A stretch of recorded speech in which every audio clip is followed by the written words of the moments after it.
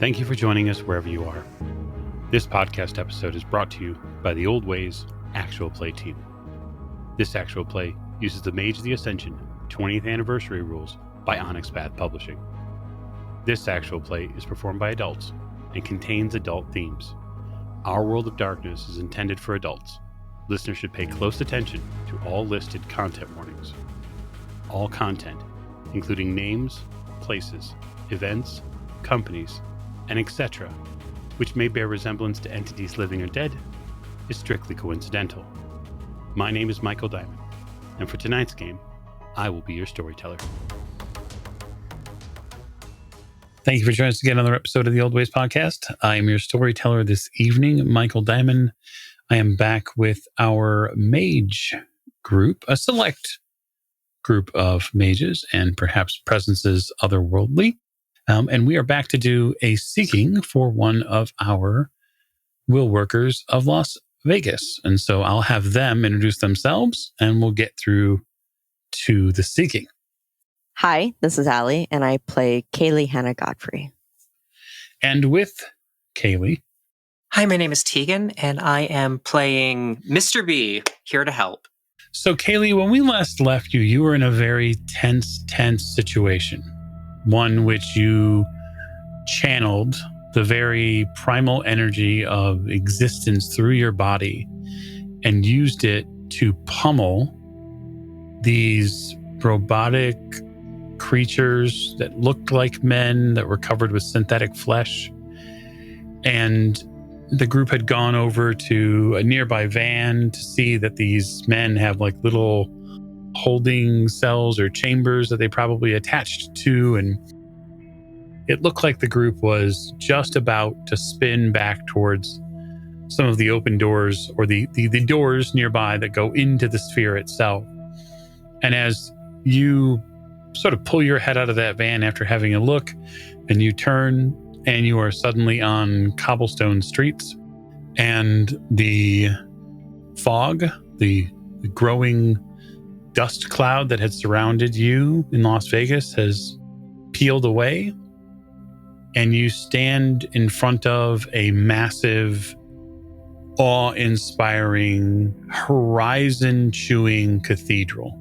It is backdropped by beautiful, fluffy clouds and an enormously bright sun, which pierces through, these angles that the church provides, and it shines down rays of beautiful sunlight upon your skin. You feel it warm every part of your body, and your brain sort of stops for a minute and then continues to spin because none of this makes any sense. No, because I'm about 95, if not a little higher than that, sure that there was not a cathedral where the sphere is. So, do I have more brain damage? I don't think so. Not unless the people I've been associated with have as much brain damage as I do, because I'm pretty sure those robot automaton mechanical whirring things were real. And I definitely did dispatch a couple of them. Well, hanging out with people can cause brain damage. You hear over your shoulder. Hi, Mr. B. Hey, I'm glad we could get to this point. Are you excited? Are you scared? Are you nervous? I have no idea what's going on. Oh, well, welcome to the Grand Cathedral, home of the Celestial Chorus. Oh, am I supposed to be here right now? No, actually, you're actually really early, and so I'm just going to pop you right back. Yes, of course you're supposed to be here right now. Do you know how much effort it takes to manifest this in this particular space, at this particular latitude, at this particular time of day? No. Well, it takes a lot. Okay. Now you can justly admire it. So did you do this? You're always trying to attribute things as if that's important. Anyways, I thought that it would be a great time in this moment. And by the way, don't worry. Everything else that's going around you is well, from their perspective, frozen. You're going to pop right back, so don't stress too much. But it's time for us to reach within ourselves and achieve a higher level of understanding. Okay. Is there like a huge staircase leading up to the base of this cathedral? Not a huge staircase. There's probably about 11 stairs stone stairs that go from the base where you're at up to these two large cathedral doors. You can see along the outer stonework here, there are different sculptures. You see that the cathedral has obviously some enormous stained glass windows that rise from the base to a soaring height. But you also see something that is a little bit, well, it definitely catches your eye. It's interesting. The iconography that you would normally attach to such a place, specifically the Christian iconography, is missing from this building. Yep, that's weird. There are no saints in the stained glass. There's no depiction of Christ. Yeah. The stained glass is just stained glass. It doesn't hold any religious imagery, or is it something different? Well, it's something a little different. It actually seems to, as you get closer to it, you can see images appear of different periods of time, far, far beyond time that you're used to. You see events and tales played out that you don't have any basis of. Some of them you do, though, like you see a depiction of Saint George and the Dragon, which is something that's very common in many tales. Although George is not wearing the same sort of armor that you would be used to. And also, George looks like, well, it doesn't look like George. It looks like maybe Georgina. There's definitely a feminine curve to that body in whatever armor it's wearing. So it does make you sort of question a few things. But there is something here that you do see and you do have familiarity with, and it's at the top of the stairs. It's a man who you know very well, or well enough to know as mentor, and it appears to be Father Price standing outside the doors. I will climb up the short flight of stone steps to meet him. Takes way longer than you expect, but you get there. He opens his arms wide in a generous gesture and says, well, good morning to you both. Good morning. Good morning, Father. Are you actually here? Is this an extension of you? And I'm just going to gesture behind me to Mr. Beeling, like an extension of something. You have got to work on that. The thing that you need to work on is asking so many mundane questions. I'm here because you need me here. If you didn't need me here, I wouldn't be here. So I suppose we can extend the Catholic guilt here. This is all your fault. Oh. But in a good way. You're about to embark on a very interesting and challenging experience, I hope. And it's good that your avatar is with you. Because really, that's what this whole thing is all about. The journey to how you get to where you want to go is, in a way, through speaking directly to your avatar in these type of places. Okay. So keep all my mundane questions to myself then. No, let's not be hyperbolic. No, just in general, he can hear me. So. No, I'm aware. Look, it's that you think that they're important. It's that you put so much stock in this and these mundane questions. Like, you're going to ask what the color of the sky is, and we're going to say blue, and that's going to have some impact on your life or your power. It's more important that you have faith in yourself and in your innate power. When you keep asking things like, why are we here, and who brought me here, and why are you here? It's just distractions. It's avoidant behavior, quite honestly. Father Price turns to the door and just sort of extends a hand to grab onto one of the large handles. You're here because subconsciously you wanted to be here.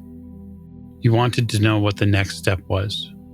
You wanted to figure out a way to help people, or to help yourself, or to become more secure in what you do. And that's good. Your challenge lies beyond this door. I'm here because you knew you needed me here. Okay. And I'll pull on the handle of this huge door. Okay. It opens right up. So there is a slight, not mechanical sound, but you hear the door groan just slightly. And when you open up the door, you are inside the cathedral. There is no weight transfer that happens between one leg and another. When you open the door, you are suddenly in this cathedral. So the space inside is filled with pews. To the end of the horizon line at the left and the right-hand side. And there are many different aisles. You are in the main aisle at this point. It extends further forward to what looks like a dais, and then an altar. And then beyond the altar, there is what look like people standing in a large chorus, robed, and there is someone standing in front of them. Their back is to you. There is a low and continuous sound that seems to be coming from the depths of this cathedral. You can hear a organ playing as well. So I imagine, just like in the stained glass, that there's no other like traditional religious iconography here. Right. At least not at the outset. Moving forward, you notice that the carpets in front of you have images woven into them. And they're this beautiful lattice work of pictograms, images, symbols. And you see key touchstones in every major and some minor religions throughout the world. This is a carpet that sees Jesus breaking bread with many different Ganesh, many different gods, many different prophets, deities. They all seem to be around the same table. They all seem to be doing similar things. Even some religions which you would not necessarily think are harmonious with some of the other ones. Seemingly they get along. And it does build a bridge between you and where you're going. Because the draw of this concert, this chorus, is very, very strong. And are they behind the altar? Yeah. Okay. Yep. There's probably 100 of them. That's a big ass choir. Yep. You get closer. It doesn't take you terribly long, but you see the person who's directing the choir turn, and yet stay precisely where he is. He almost unfolds a copy of himself out of his own body. He steps away from himself and walks towards the altar and towards you on the dais. And you can see that his back, the back of his robe, is this beautiful, shining, white, yellow light. And you start to pick up that imagery off of all these different members of the choir. Like when they're singing and doing their part, they sort of glow, and there's a twinkle between them on stages as the song moves back and forth amongst the choir. There's a reverence here, but there's also the feeling of power within this space. And he comes center on the dais and watches as you approach. Having been raised, right, in a religious setting, when there's this, big glowing person in front of me, I would normally avert my eyes just because that's the thing that would make sense. But I hold my gaze and I let my hands close just enough that I can feel them to reassure that, no, this is not a dream. This isn't anything but somewhere I'm supposed to be, and this is all real. He looks down at you. The dais has about 4 or 5 steps before it goes to the cathedral floor. He looks down and says, Kayleigh, is it? Yes. He nods. I'm Father Sheehan. Is this your first time in the great cathedral? Yes, Father, it is. It's magnificent. Thank you. I take pride in knowing that you've come to appreciate the cathedral. I wonder, have you heard the song? Not like this. But you have heard the song. I've heard plenty of songs. He chuckles and sort of looks a little bit between you and Mr. B. No, miss, I mean the song. The whole of creation is one great song. Yes, I have heard the song. Yes, everything that exists in praise to the highest. Every event bears witness to the greatness of the one. That's what we're here to do. Strive to sing with the song, harmonize with different voices, and help all of creation unite in harmony into one glorious finale. I'm honored to be here. Why are you here? Because I'm meant to be. I'm meant to bring something greater. Ooh. Be careful of hubris, my dear. Because you're meant to be here. I don't think, given the status of the song and the gift that I've been given, the things that I am able to channel would do any less than bring me here. Many of the will workers on Earth come here. They find their way one way or the other. Not all, but I agree it is good that you are here, and I agree that you are meant to be here. But we must be careful of hubris, of excising our own importance over everyone else. And so that is why I give you caution. Yes, Father. Now, if you are meant to be here, he smirks, then you must know why you're here. I don't know exactly why. No. Okay. I think I have an idea. You're looking for something. Well, I'm looking for a lot, to be honest. Well, I might have a hymnal, but I don't have an instruction manual if that's what you're looking for. No. I think if there was an instruction manual, I would have already gotten it. Oh, down on Earth, you'd be paying $29.95 in 3 equal payments. Yes, undoubtedly. But looking for things is sort of what you do. Yes. You're a people finder. I am.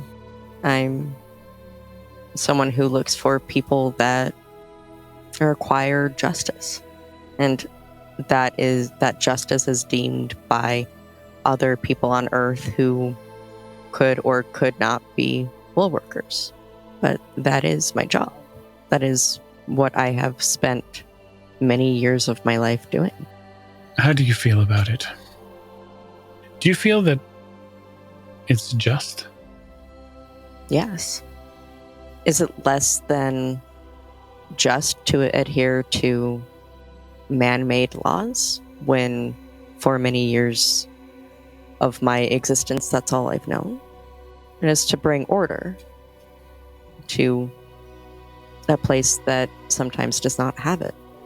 But whose order? The constructed order of man. And I realize, and I'm gonna kind of gesture to the cathedral in general, that there is much more than that. Yes, there is. So, just as we would not hold someone responsible, ideally, in a just world, for violating a law they had no idea of, should you be bound by the order which man imposes when the one might see differently? That, Father, is a complicated question.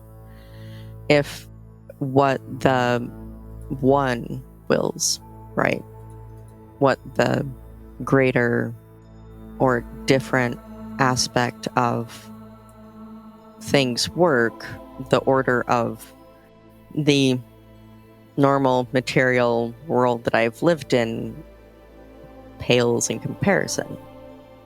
It doesn't, when looking at a bigger, grander scale, that order matters less. That there is bigger work to do. Do you believe that you can do bigger work? I would like to. I don't assume that I can. I don't feel that I know enough to potentially do bigger work. Not yet. I would like to learn. All magic stems from faith. Faith in yourself, faith in magic, and faith in the one. Some say the one gives the faithful greater insight as their faith grows. Others say faith grows as the will worker understands creation more and comes to realize how all-powerful and ever-present the one is. Both explanations are, of course, just rationalizations. He smiles. Faith itself is beyond logic. Yes, and for the majority of my time, I have had faith. I, in the last few years, have come to lose a certain amount of that before all of this happened, before magic happened. Before faith happened. Before a renewal of faith happened. Doubt is very common in today. If you doubt your magic, if you doubt that faith, you'll lose control over it. When doubt appears, it can often be used by forces against the one to seek to harm those who doubt or lead you astray. These are tests of our faith. I need you to be willing to consider that the will of the one is more important than the will of man on earth. That the order the one seeks to have, the harmonizing, supersedes any law man can create. Because truly it is vested in faith and love. Father Sheehan looks back towards the chorus and says, I'll leave you with those thoughts. I have to return to my duties. I wish you luck. And faith along the way. You'll have to decide that answer for yourself before you leave. He walks back. He rejoins himself. There's just the tiniest little shimmer as he does so. I hope that was helpful. Sincerely.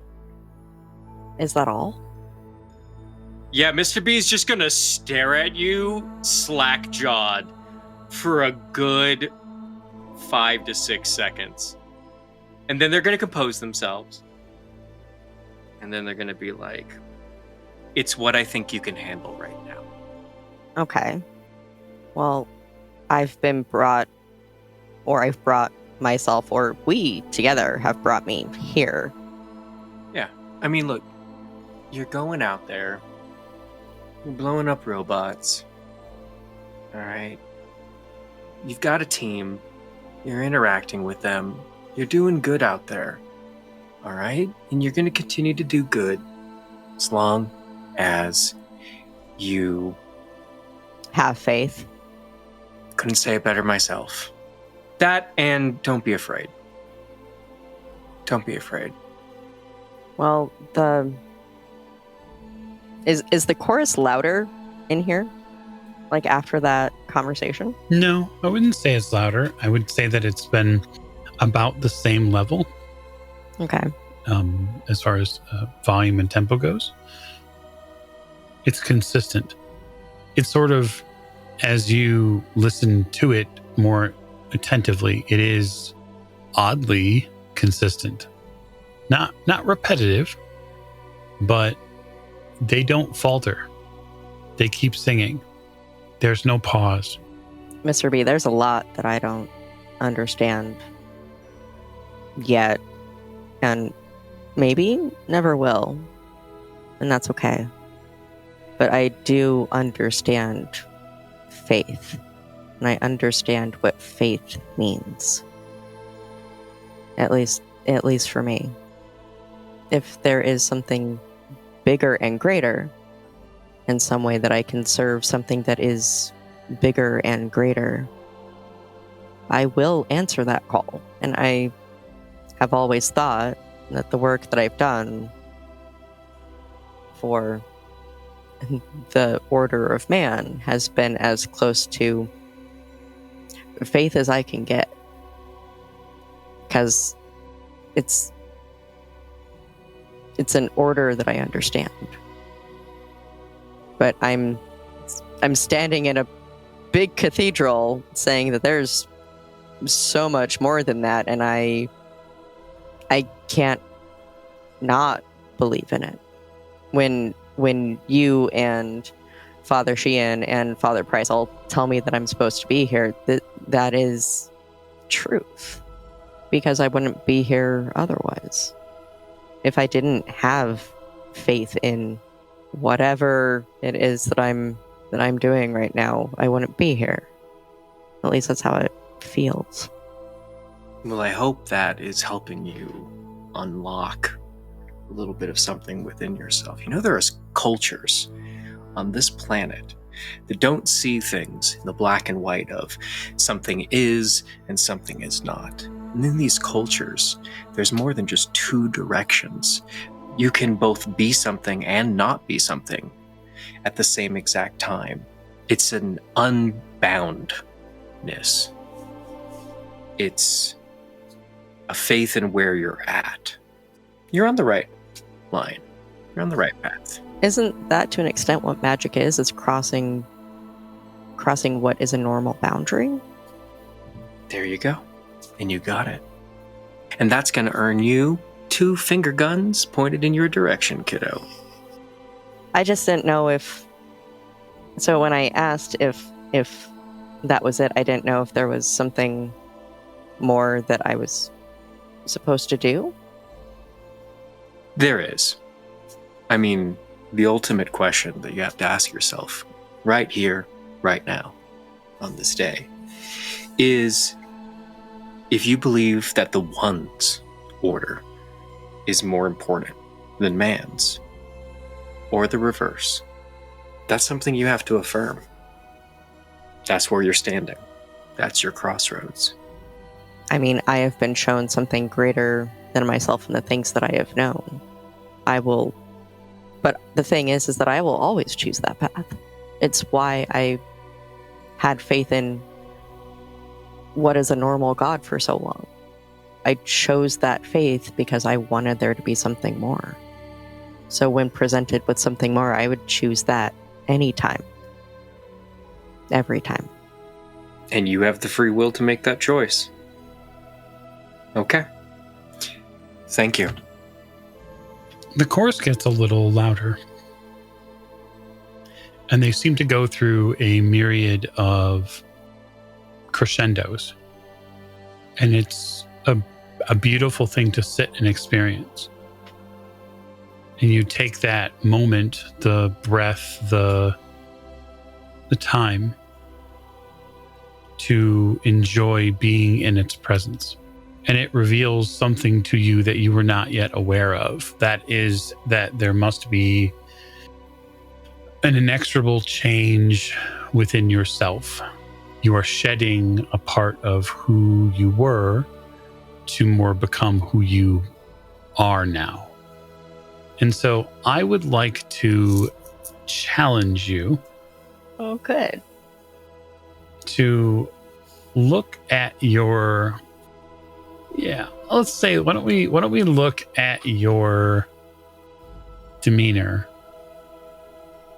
and I'll let you, the player, have a think on how Kayleigh will present herself in the future and how her demeanor might change overall now that she's come to this understanding.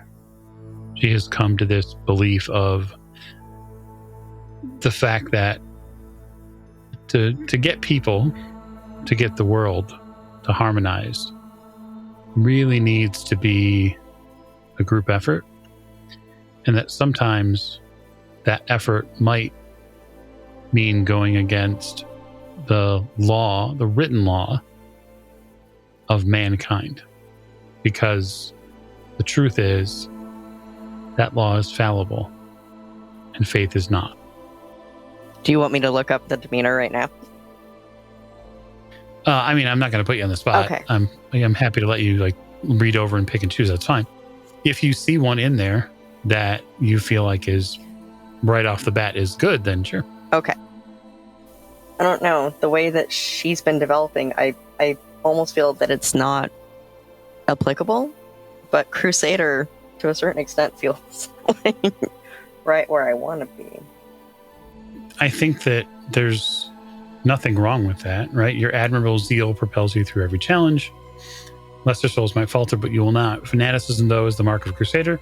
Your convictions leave little room for compromise. So I think that would put you in It puts me in a sort box of that I don't really want to be in. It does. It makes you a lot more rigid, because it forces you to adhere to sort of where you're at and what you believe. I think Prophet does the same thing, but just in a different flavor. Yeah.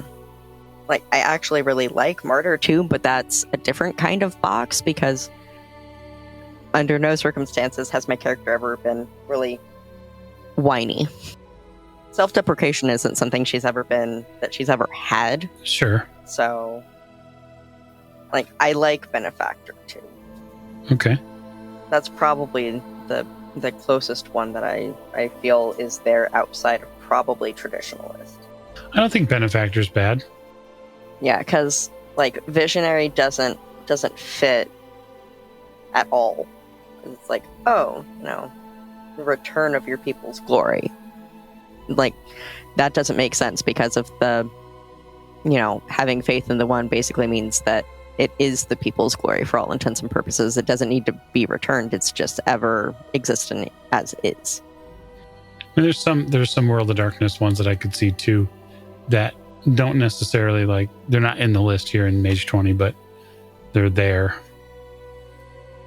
I think at least out of the ones in the main book, or in the Mage 20, I think Benefactor is the one that fits best, because I don't think Crusader, there would be some kind of mental fundamental change that happens to go essentially that far, and I don't think that Kayleigh's currently in a space where that would be where she is. It's not to say that she might not end up that way if things, go real sideways, but I don't think she's there, at least not yet, ? Okay. So change your demeanor to Benefactor. And then that is your willpower regained now. So when you provide help that someone desperately needs, the key here is the desperate part. So teaching Sunday school isn't meeting the level of need. If you used your arts to assist autistic kids, however, you'd clearly make a difference in their lives. I think this is great too, because it sort of couples in with the last scene we had with you and Oliver, which is Oliver understanding that he was totally outgunned and he needed someone to protect him. And me just coming in and smashing that thing to pieces. Right. And it's funny, I wasn't even thinking about that when I was looking through them. Okay. That's all I have for you all this evening. So I want to thank Allie, who played Kayleigh, and I want to thank Tegan, who played Mr. B. And we'll sort of see what happens when the entire group gets back to investigating the sphere. So thank you, and good night.